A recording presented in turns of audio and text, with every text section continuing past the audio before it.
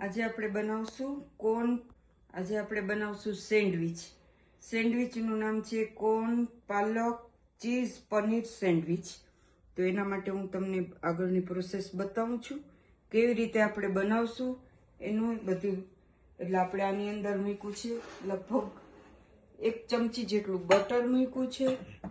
બટરને આપણે થોડું ગરમ થવા દેશું. ત્યાર પછી આપણે 1/2 થી પોણી ચમચી જેટલો મેંદો નાખ્યો છે અને એની હારે આપણે શેકશું. સેન્ડવિચ માટે આપણે જોશે પાલક, corn, paneer, cheese, chilli flakes અને મરી અને થોડુંક નમક. આની અંદર છે 1/2 ચમચી જેટલો મેંદો અને 1/2 ચમચી છે બટર. એની આપણે પહેલા બનાવશું ગ્રેવી. મેંદામાં આપણે કચાશ દૂર થાય ત્યાર પછી એની અંદર આપણે નાખશું દૂધ. અને આ ટાઈપની આપણે ગ્રેવી કરીએ એટલે આપણી સેન્ડવિચ એકદમ ક્રીમી ટાઈપની બને, એકદમ ડ્રાય ના થાય અને ટેસ્ટ બહુ જ સરસ લાગે. એટલે હવે આને આપણે ઘાટી થાય ત્યાં સુધી ગરમ કરશું. ત્યાર પછી એની અંદર આપણે મરી અને ચીલી ફ્લેક્સ નાખશું. ઓલમોસ્ટ ગ્રેવી રેડી થઈ ગઈ છે. એની અંદર હવે આપણે નાખશું મરી અને ચીલી ફ્લેક્સ. એની અંદર આપણે નાખશું ચીઝ. ચીઝ પહેલેથી જ એમાં મેલ્ટ થઈ જાય. ત્યાર પછી આપણે નાખશું પાલક, કોર્ન અને આપણું આ પનીર.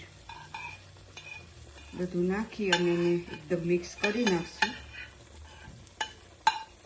મોઝરેલા ચીઝ નાખ્યું છે. જો આપણું થઈ ગયું છે રેડી.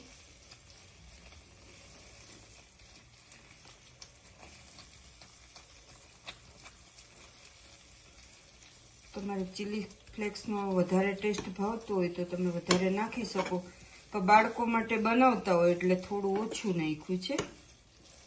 તમારા ટેસ્ટ મુજબ તમે નાખી શકો છો. હવે આપણું આ મિશ્રણ થઈ ગયું છે રેડી. હવે આપણે આની બનાવશું સેન્ડવિચ અને સેન્ડવિચ બનાવીને હું તમને બતાવીશ. ચાલો હવે આપણે સેન્ડવિચ બનાવશું.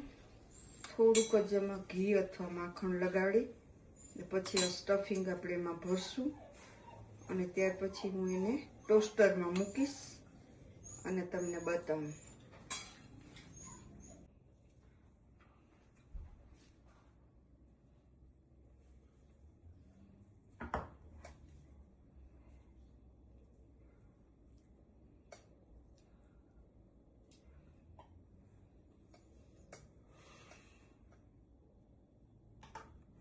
આપણે ટોસ્ટર ગરમ થઈ ગયું છે.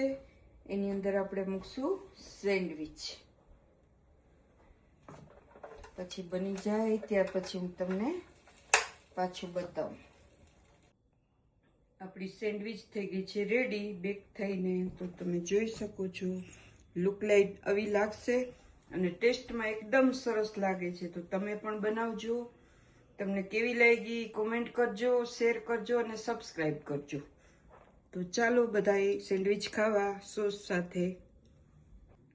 હવે આપણો આજનો વિડીયો અહીંયા પૂરો થાય છે અને તમે બધાએ સબસ્ક્રાઈબ કરજો અને ચેનલને શેર કરજો. હવે આપણે નેક્સ્ટ વિડીયોમાં મળશું. ચાલો આવજો. જય શ્રી કૃષ્ણ.